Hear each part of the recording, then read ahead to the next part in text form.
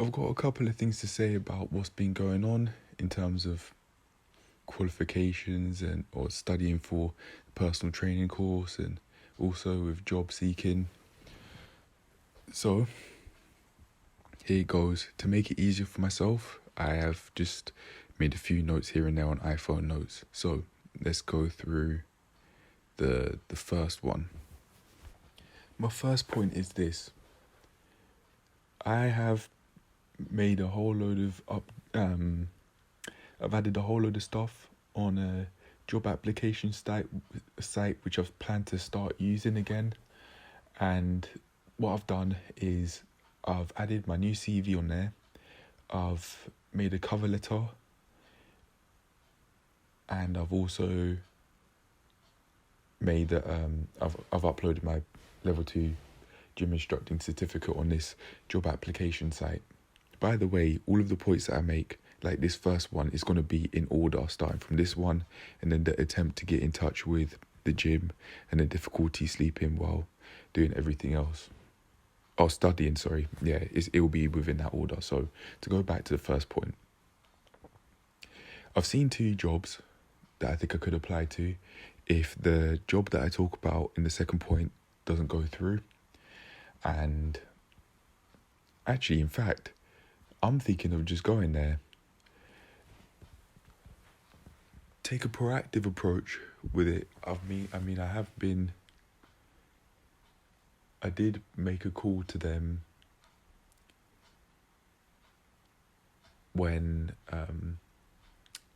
I was expecting them to ring me. After a while, it was... No, let me start that again. It'd been maybe 10 to 20 minutes or so, and I hadn't got a ring from these people.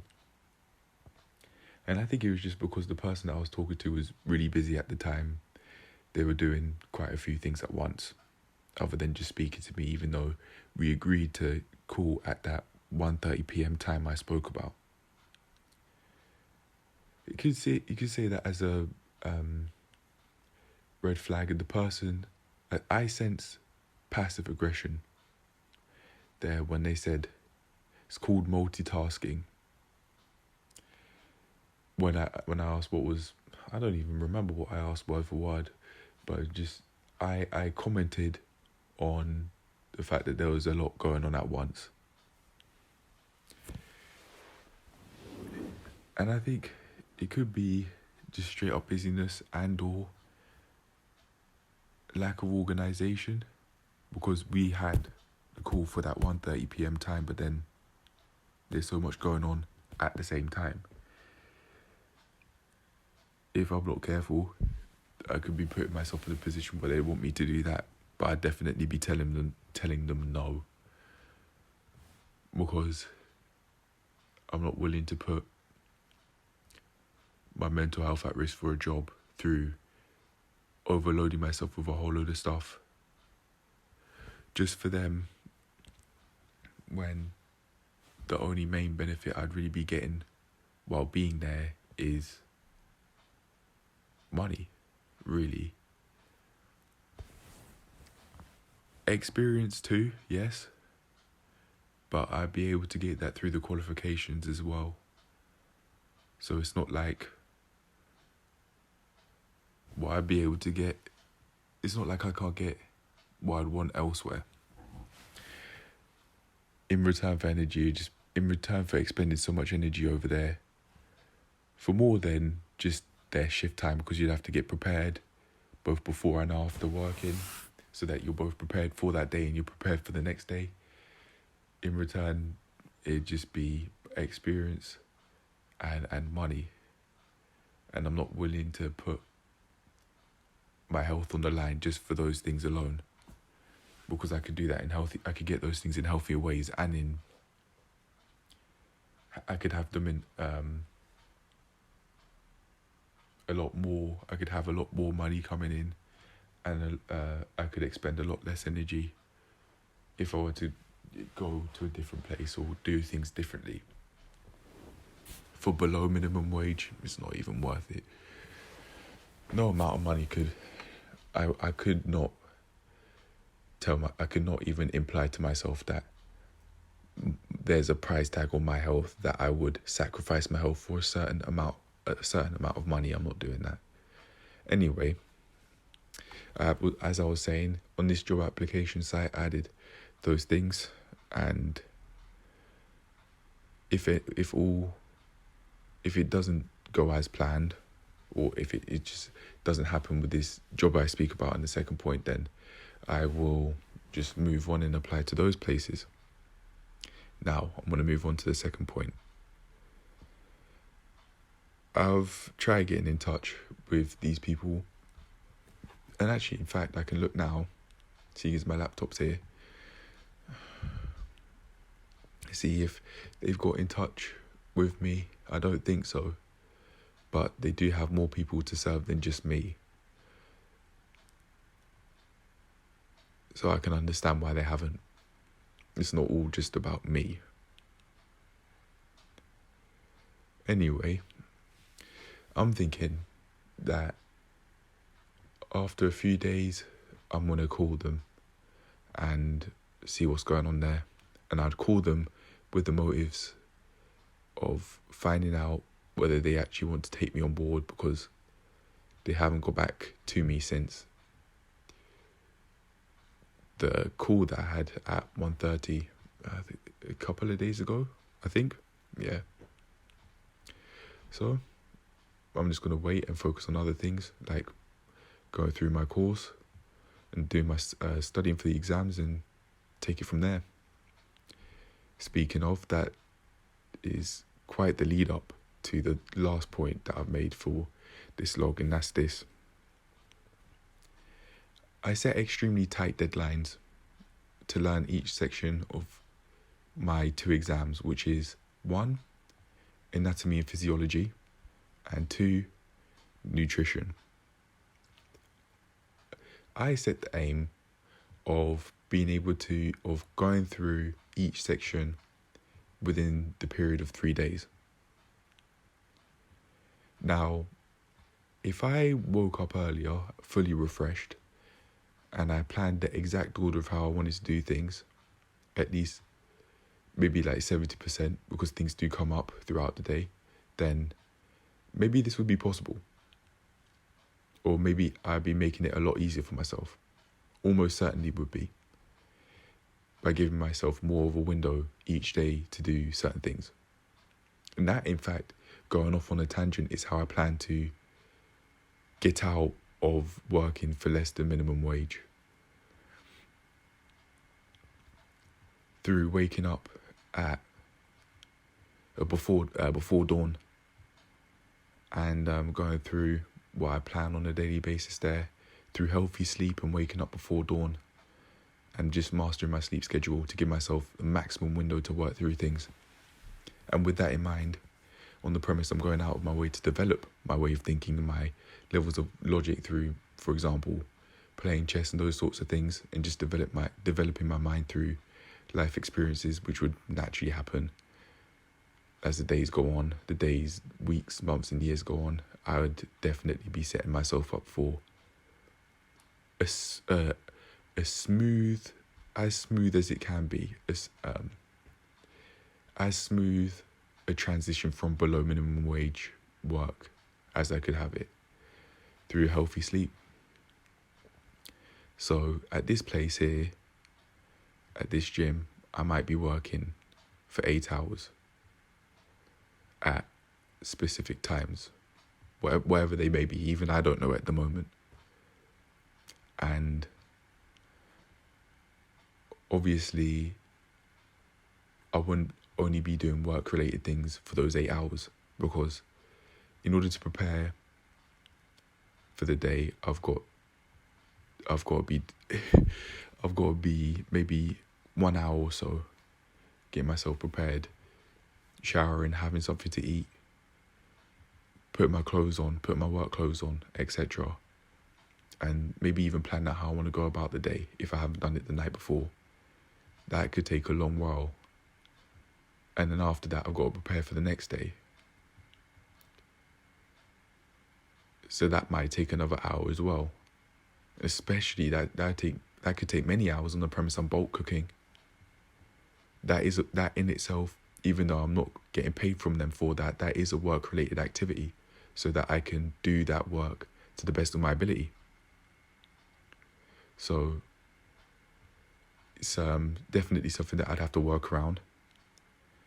And the way how I plan to work around that is my sleep routine, mastering it.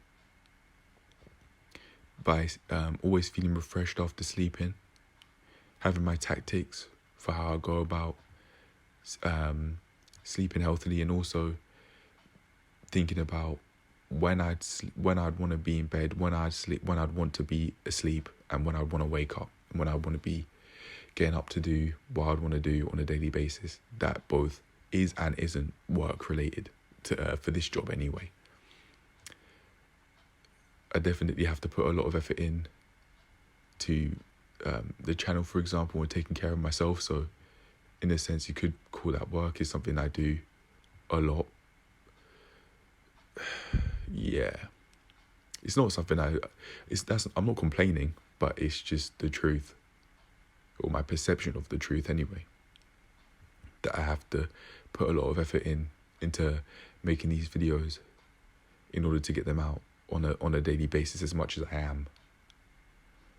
I do like it, and I don't use this word lightly, but I think I'm willing to say I love doing this stuff. It's just that I'd like to further master some things here and there based on basic survival needs like sleep, and I'd be making things a lot easier for myself if I did. For just life in general, for the rest of my life, if I carry on going out my way to master my sleep routine and my nutrition in terms of what I eat, how much I eat, what I drink, how much I drink, then I'll be making things a lot easier for myself. But anyway, to add more insight into what's going on with my exams, I'm going to say this.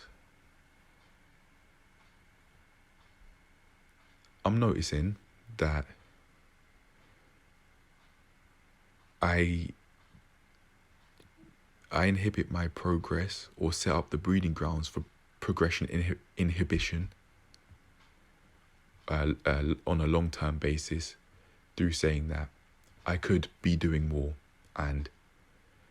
or through explicitly saying I could be doing more. For example, like how I mentioned in the 20th of July food log, I said, I spoke, or in the description I spoke about this exact thing where I said I was inhibiting my progress on a long-term basis through telling myself that I could be doing more, heavily implying that what I was doing wasn't good enough. And I think, although from a rational perspective I might not know better, this is how I go about trying to push myself to do what I plan to do. But it doesn't take into account that I'm invalidating my progress by doing that. And through not telling myself that although I definitely could have done more, that doesn't mean that the progress I have made is worth nothing. It's definitely worth something to me, or otherwise I wouldn't have gone out my way to do it in a non-impulsive fashion. And by that I mean, me going out my way to study for my exams is not an impulsive decision. It's not an irrational,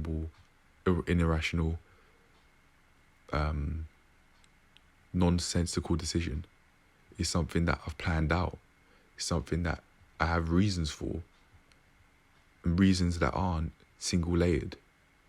It's not just, well, I want to do this because of, I just want to do it now. It's not that. And it's a way of thinking that I definitely have to be careful with, or otherwise I'll just, for the rest of my life, potentially go around just be inhibiting my progress, and therefore self-sabotaging myself. in the moment when I have those sorts of thoughts, I wouldn't think of it like that, but I'd say that that is what's going on, because I then set myself up for the cycle of just not doing what I want to do on a daily basis that I claim to do, but then give myself a difficult time for doing by saying I could have done more. And as I said, basically telling myself that the progress I have made is worth nothing, when that definitely isn't true. So I'm just going to go out my way to just keep on just studying and take it at a rate that I can manage. And I've got plans to make that happen. My left eye is twitching at the moment. I'm feeling a bit stressed, so I need a break, but I will definitely go out my way to get at it today, finish off the section 1 questions I've got and that I plan to do, and then I'll take it from there. But for now, that's it. That's the end of the video. Cheers to working through unhealthy thought patterns, and cheers to living a healthy way of life and really enjoying what I'm doing. I might not be able to reminisce on how my life has gone. Something could happen. I could be in a car crash or something like that. Not that I wish it upon myself, but it could happen. And maybe I won't have the space to really reminisce on my life on a deathbed, for example, which I wouldn't want to be on.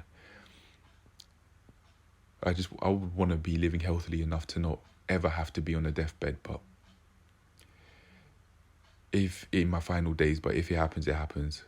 I'll go out my way to really avoid that though, because I don't have to put myself in such a position of ill health to be in that place. But if something were to happen beyond my control, which meant I have to be there, then I'd like to imagine that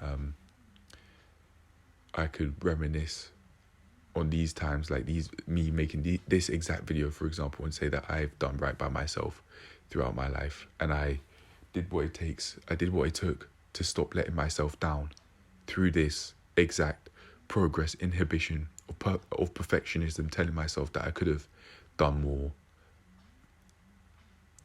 and heavily implying to myself that the progress that I've made wasn't good enough ever, starting from school, starting from GCSEs, and the punishments that I set in place were a lot more severe than they are at the moment. At the moment, I'd say I'd just be going through a cycle of telling myself I'd want to do things, do them, and then tell myself that I could be doing more, and then repeat that cycle. The punishments were way more severe. The punishments I made for myself were way more severe when I was doing my GCSEs. It would be me calling myself names, like calling myself a fucking idiot, I remember, from trying to get myself to do, or from unrealistic expectations, from expecting myself to get A stars when I knew I could, and when I really believed in myself that I could, but expecting myself to get to that point in an unrealistic time frame, going from B's, C's, D's, and expecting myself to be at A star level time and time again within the space of only a month or a couple of months or so before GCSE exams, for example. And I even remember studying for GCSE history on the day of the exam, like right before the exam, because I was that unprepared. It was a different story for maths. I was preparing since January of 2018. 2018 was the year I did my GCSEs. From, if I remember correctly, May to June and July, around about then. 5 years ago, imagine that, yeah. But yeah, man, there was that extreme, really intense negative self-talk and physical self-harm. I'd scratch myself. No knife, I wouldn't use a knife or anything like that, but I would scratch myself when I wasn't doing schoolwork from time to time. And I think have recovered from that a significant amount, enough to be able to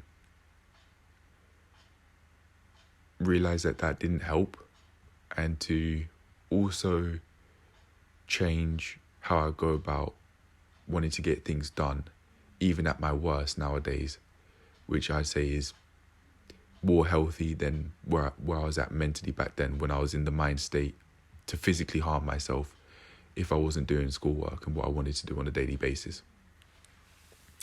Right, I'm going to leave it there because I'm spitting all over the phone and I didn't even realise that there was spit there, but it's fine.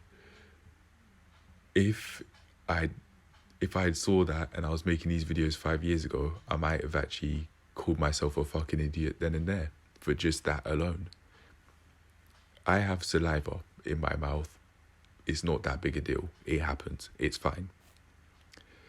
Anyway, that's it. I want to give myself a self-hug after that.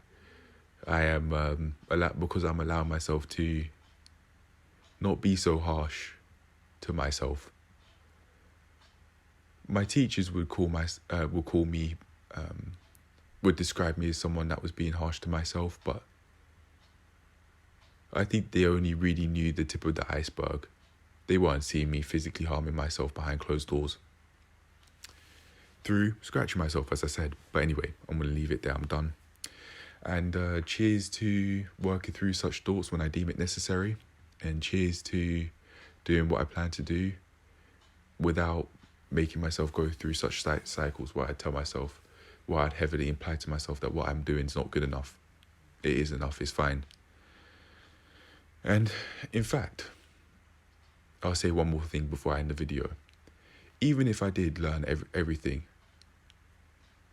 to an amount that I feel happy with, even at my standards back then, 5 years ago, I could have just had a complete anxiety attack on the day of the exam due to an unhealthy amount of preparation for it, regardless of whether I knew everything. So even if I had actually stuck to those standards and did what I wanted to do, I might have been an absolute complete mess back then if I did follow those standards, when the punishment for not following those standards was extreme negative self-talk and physical self-harm. Right, I'm repeating myself a whole lot. I'm done now, peace. If I don't end it now, I just won't end the video. There is an end to everything though, everything, even life. But yeah, I'm done. Even the spit I had on the phone's drying up. So that's it, I'm finished. Peace. Cheers to doing what I want to do on a daily basis in a way that's mentally healthy for me. And that won't create the breeding ground for a whole load of health issues in the future through stressing myself out on a daily basis or regular basis from trying to reach unsuccessful standards or trying to stick to unrealistic standards. Anyway, now I'm really gone. Bye.